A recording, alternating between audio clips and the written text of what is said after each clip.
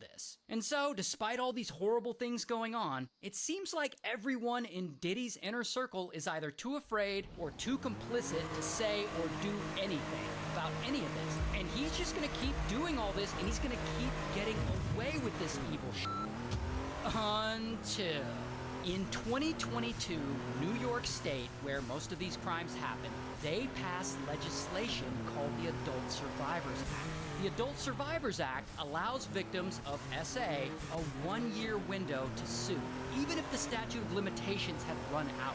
Even if the SA happened way back in the 90s, victims could still sue for it during this 1-year window. And that changes everything. And so, kaboom, Cassie suddenly hits Diddy with a lawsuit, accusing him of abuse and SA.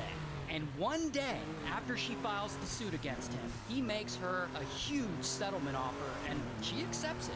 So they settle out of court for what I imagine is an astronomical amount of money. But then, about a week later, bam, Diddy is hit with another lawsuit by Joy. And the same day, pow, Lisa sues him for SAing her too. Then, Lil Rod sues him, and eventually, Anonymous sues him as well. Oh, and it's not just them. The lawsuits just keep coming in. And Diddy and his attorneys, they're denying any wrongdoing, but the headlines are just dominating the news. Okay, but then it gets even worse for Diddy, because the feds step in. Now, they've been investigating him for a long while, for sex trafficking and for some other stuff. And once they have enough probable cause, kaboom, Homeland Security raids Diddy's properties in LA and Miami.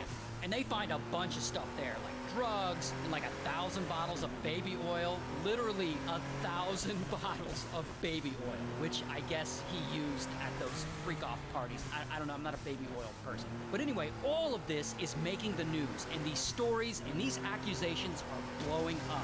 And people are like, yo, did Diddy really do all this crazy stuff that he's being accused of? Surely not.